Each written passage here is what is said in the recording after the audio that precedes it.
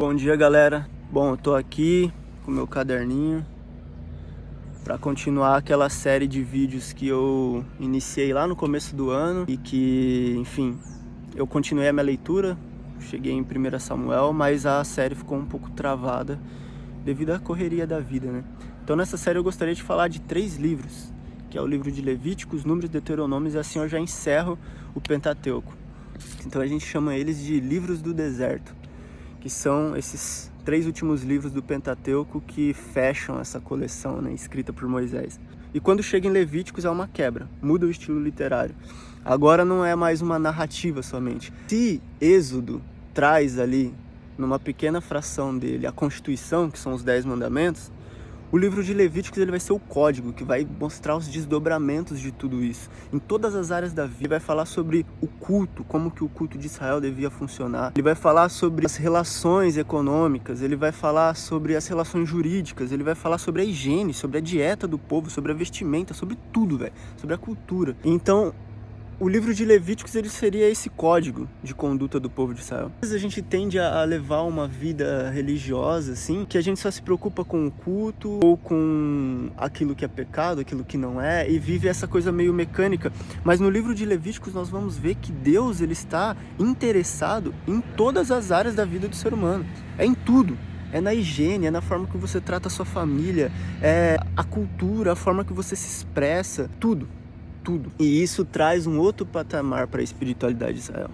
Não é um Deus distante, não é um Deus longínquo, que só está interessado em barganhas e eu levo uma oferta e recebo uma bênção, mas é um Deus que está interessado em todos os aspectos da vida do seu povo.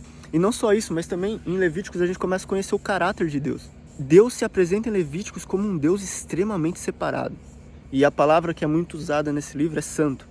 Deus é santo e ele está separado. Existe um lugar no meio de Israel separado para esse Deus, que é o tabernáculo. E dentro desse tabernáculo tem um lugar mais separado ainda. E dentro desse lugar mais separado ainda, tem outro mais separado ainda, que é onde fica a presença de Deus. E não é todo mundo que pode entrar, e não é de qualquer maneira que se pode entrar. É uma vez no ano, mediante vários sacrifícios, e só o sumo sacerdote poderia entrar. E com isso Deus, ele demonstra a sua santidade, a sua separação. Esse Deus que Israel conheceu no deserto não é qualquer Deus, é o Deus. E ele é santo, e ele quer habitar no meio de um povo santo. E esse povo só pode ser santo se ele santificar. Então a gente também vai conhecer os métodos que Deus torna o seu povo santo. E como que é? Por meio do sacrifício. É necessário que alguém morra para que seja feita a justiça. Então vai ter em Levíticos também uma série de sacrifícios que o povo vai saber, que o povo vai fazer, que a gente sabe que aponta para Cristo. Então o livro de Levíticos ele é um pouco mais técnico, ele não tem tanta narrativa, ele tem mais leis, mais códigos de conduta e coisas do tipo. Depois do livro de Números, ele já é um pouco diferente. Ele vai continuar a narrativa do Êxodo. A gente lembra que o Êxodo termina no Sinai ali, com os 10 mandamentos, a instituição do tabernáculo, as leis. E o livro de Números ele continua a partir do Sinai. Quando o povo sai do Sinai e vai peregrinar até a chegada de Canaã. Ele vai estar muito mais interessado na relação que Deus tem com o seu povo, em sondar o coração desse povo. Cara, em Números a gente vê que o povo reclama toda hora, velho. Tudo que Deus faz, o povo reclama. Eles reclamam da comida, eles reclamam do deserto, eles reclamam de tudo, cara. Da liderança que Deus instituiu. E isso mostra muito o nosso coração. Se Êxodo é um livro que trata sobre a salvação, sobre a libertação que nós temos em Cristo, e o Mar Vermelho é o símbolo do batismo, em Números a gente vê como que se segue essa caminhada cristã depois da conversão, depois da entrada de nós como povo, depois que Deus nos libertou do Egito. E a gente vê que nós não mudamos tanto assim. A gente percebe que o nosso coração ainda é rebelde. O povo se demonstra extremamente rebelde contra Deus. Números ele vai ter essa tônica, sabe? Ele é um livro que vai falar sobre fracasso. É um livro que vai falar sobre a punição de Deus. É um livro que vai falar sobre a natureza humana rebelde. E é um pouco triste o livro de Números, porque chega a determinado ponto, eles saem do Sinai, eles atravessam o deserto, passando por todos esses tratamentos de Deus. Eles reclamam e Deus pune, eles reclamam e Deus pune, enfim. Até que eles chegam ali na divisa com Canaã. Eles estavam ali para receber a terra prometida. Estava tudo preparado, estava tudo pronto. Mas o povo desiste. O povo diz, não, nós não vamos conseguir. Mesmo depois de Deus ter provado todo o seu poder no Egito, nas grandes manifestações que Deus mostrou para o seu povo durante o deserto, eles caminhavam e a roupa crescia no corpo deles. Uma nuvem acompanhava eles de dia para o sol não queimar eles. E de noite, uma nuvem com fogo, uma coluna de fogo, aquecia eles no meio daquele deserto. Depois de tanta manifestação de Deus, cara, esse povo chega ali, na fronteira da terra, e eles desistem. E Deus, ele se ira com isso e promete que aquele povo, aqueles que estão ali, aquela geração, não vai entrar na terra. Todos vão morrer ali no deserto, inclusive Moisés. E aí ele fala para o povo retornar, dar meia volta e peregrinar durante 40 anos, até que toda aquela geração morra. E é muito triste isso. O povo chora, alguns falam, não, Senhor, agora nós vamos. E eles tentam entrar na terra de novo, mas já é tarde, porque Deus não está com eles. E então a gente chega no livro de Deuteronômios, que é um livro que se passa depois que toda aquela geração que havia desistido morre. Moisés novamente está ali nas campinas de Moabe, na divisa com a terra prometida, e ele está passando o bastão para aquela nova geração. Ele está relembrando tudo o que havia ocorrido, para que aquela nova geração não venha cometer os mesmos erros, e para que eles estivessem capacitados em tomar a terra, em habitar na terra. Mesmo Moisés sabendo que ele não iria entrar. Moisés fazendo um grande discurso ali para aquele povo. Então, no livro de Deuteronômio nós temos essa tônica de rememorar. Mas não só de rememorar, prestar atenção nas nossas decisões. Moisés alerta o povo várias vezes, vocês têm o caminho da vida e da morte, decidam se vocês vão seguir ao Senhor ou não. A gente aprende a importância de passar o bastão para a próxima geração. A importância não só da nossa caminhada cristã, da nossa vida cristã, da nossa vida aqui na Terra, mas do legado que nós vamos deixar. A importância de deixar um legado para as futuras gerações, para os nossos filhos, para aquela geração que está vindo, as pessoas mais novas. É isso, Moisés está passando o bastão, ele está colocando Josué no seu lugar e ele está relembrando para aqueles jovens de tudo aquilo que o povo, os pais deles passaram no deserto. Isso nos ensina outra lição também, que é a lição não só de deixar uma herança, mas de saber herdar as coisas, de saber herdar aquilo que os nossos pais viveram, que as pessoas mais antigas na fé, os nossos pais na fé, viveram antes de nós, a história deles. É importante relembrar para que nós se sintamos inspirados, se sintamos encorajados e também não cometamos os mesmos erros que eles, entendeu? Então o livro de Deuteronômios ele fecha o Pentateuco com esse grande discurso de Moisés, relembrando toda a caminhada que o povo teve durante a peregrinação no deserto. A gente fala muito sobre aqueles mitos fundadores, né? Então os gregos têm o seu mito fundador, os indígenas aqui no Brasil também tinham os seus mitos fundadores. Essas histórias, elas serviam para que aquele povo criasse uma identidade, aquele povo soubesse de onde veio, para onde estava indo. E muitas dessas histórias criavam toda a identidade daquele povo. Então era um povo guerreiro, era um povo marítimo, era um povo que pensava, era um povo religioso, enfim.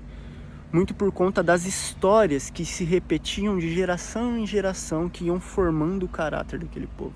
Isso é muito comum, a gente faz isso com filmes até hoje. E nós temos a nossa história, que não é um mito, mas é uma história verídica, um épico verídico de que aconteceu na história, no tempo.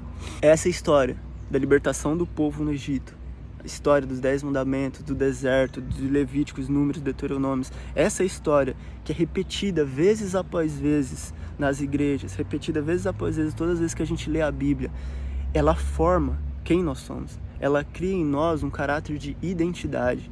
Como povos peregrinos, nós estamos no deserto dessa vida, peregrinando. Nós estamos no deserto dessa vida, falhando com Deus e Deus nos corrigindo sempre. Nós estamos no deserto dessa vida para passar um legado para a geração futura e herdando um legado da geração passada. Nós estamos no deserto dessa vida em busca e entrar na terra prometida, na Canaã celestial.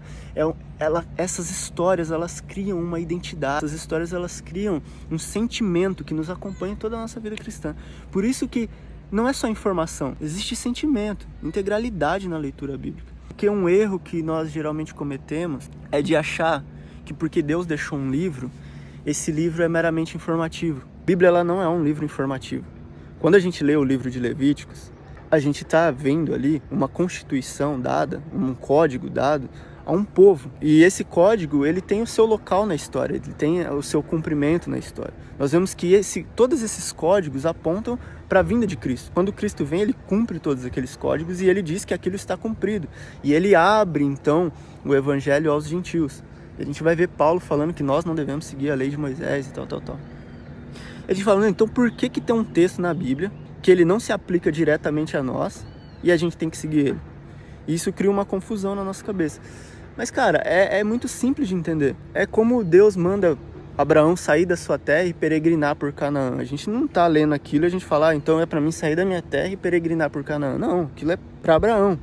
Deus fala para Moisés ir lá e libertar o povo. E não, eu vou lá no Egito libertar o povo. Não é isso. A gente não aplica para nós, porque a gente entende que aquilo, a leitura que a gente tem daquilo é uma leitura descritiva. Eu estou lendo algo que Deus falou para Moisés. Então, quando a gente lê Levíticos, a gente está lendo algo que Deus falou para os israelitas naquela época, naquele tempo. É simples. O conflito que a gente tem é, mano, por que tem um livro inteiro sobre isso se não é diretamente para nós? E a gente tem essa visão por conta dessa falta da integralidade bíblica. O que é a integralidade na leitura bíblica? É você ler a Bíblia com a completude do seu ser. É você ler a Bíblia não só com a sua razão, buscando informações do que você deve fazer ou não, mas é você ler buscando conhecer aquele Deus, com seu sentimento, sentindo a forma que Deus se relacionou com aquele povo, as coisas que Deus ensinou para aquele povo, o como que aquele povo foi mal, o que Deus gosta, o que não gosta. Esse sentimento, essa integralidade na leitura do texto bíblico faz total diferença. Porque se nós formos com essa mente ocidental de razão, eu quero saber o que eu preciso fazer, eu quero uma ordem, eu quero uma diretriz, a gente vai jogar todo o Antigo Testamento fora. Porque todo o Antigo Testamento é narrativa, são textos contando histórias que não têm ligação direta conosco. Mas é nessas histórias, é nessas situações, é nessas leis que a gente vai conhecendo o caráter de Deus, que a gente vai conhecendo aquilo que Deus gosta, que não gosta, e que a gente vai vendo refletido em nós as atitudes do povo, a rebeldia do povo, a maldade do povo, o perdão de Deus e tantas outras coisas. E então é importante, que eu gostaria de deixar aqui, ter essa integralidade. E como que a gente faz para ter essa integralidade? Eu gostaria de deixar alguns passos aqui para você ler a Bíblia e você poder aproveitar aquilo que o texto bíblico diz. O primeiro passo é ler de forma racional. E muitos já caem aí, entendeu? O que é ler de forma racional? Pô, para quem o texto está sendo escrito? Quem escreveu esse texto? O que ele significa? O que essas palavras aqui em português na minha Bíblia significam? O que elas querem dizer? Ler o livro inteiro. Entender o contexto histórico. Pô, mas que estranho isso. Dá uma pesquisada no contexto histórico, ver como funciona, ver a época em que isso foi escrito. Todas essas coisas são importantes para a gente ter uma noção do que aquilo que o texto quer dizer. Outra coisa também, uma camada um pouco mais profunda, é a doutrina do texto. Então o que essas histórias, o que esses livros significam para nós hoje, para nossa prática? Pô, o livro de Levíticos, o que ele tem como doutrinário? O que ele tem como doutrinário é que Deus é santo. Deus ele não é como os deuses de outras nações, tipo Zeus lá, que comete um monte de coisas injustas e coisas erradas, e que ele não tem um caráter, ele não tem uma separação, ele é totalmente imundo, mundano.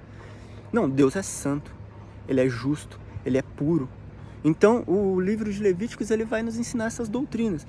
Essas histórias na Bíblia, elas ensinam doutrinas, como Deus lidar com a liderança, como Deus lidar com o perdão, como Deus lidar com a missão de cada um. Então, existe um aspecto um pouco mais profundo no texto bíblico, que são os aspectos doutrinários. A doutrina da salvação, a doutrina do julgamento de Deus, a doutrina do povo de Deus, a doutrina do Espírito Santo, e várias doutrinas que são conjuntos de pensamentos que são extraídos da Bíblia que a gente usa no nosso dia a dia como igreja. Então esse é um segundo aspecto mais profundo da leitura bíblica. O outro aspecto é o emocional. Ler o texto bíblico sentindo a emoção das situações ali.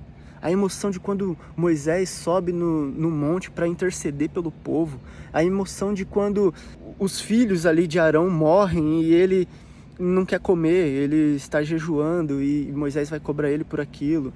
A emoção das situações de quando o povo vê que eles não vão mais entrar na terra. E eles ficam desesperados, falam, não, a gente vai entrar sim, mas Deus já não está mais com eles. Todas essas coisas mostram situações que nós temos no nosso dia a dia, no nosso relacionamento com Deus, com as pessoas. E esse aspecto sentimental, emocional, a beleza, a poesia que está naquilo, o como que isso, essas histórias repetidas e repetidas e repetidas na nossa mente, nos cria um ambiente, nos cria uma cosmovisão dos relacionamentos que nós temos na nossa vida. Tudo isso é um aspecto emocional que é importantíssimo para o texto. Sem esse aspecto você não vai compreender o que Deus quer falar na Escritura. E por último, o aspecto espiritual. A Bíblia, ela não é um livro comum. Ela é um livro em que o autor que escreveu ela, ele está dentro de nós. E esse livro, ele não foi escrito por alguém com uma mente limitada, mas por alguém que sabe do futuro, sabe de todas as coisas. O Espírito que inspirou Moisés a escrever esse texto é o mesmo que habita em nós. Então existe vida nesse texto. Não é um texto comum, é um texto que fala para mim hoje. Se eu abrir a Bíblia e ler qualquer versículo dali, esse texto vai estar falando comigo hoje. O último grau, vamos dizer assim, depois que você já seguiu todas essas questões, você entendeu o que o texto está falando ali para aquelas pessoas, você entendeu o contexto, você entendeu o sentimento, a beleza, todas essas coisas, a doutrina daquele texto, o último aspecto é o que Deus está falando comigo hoje, o que Deus está falando com a minha igreja hoje.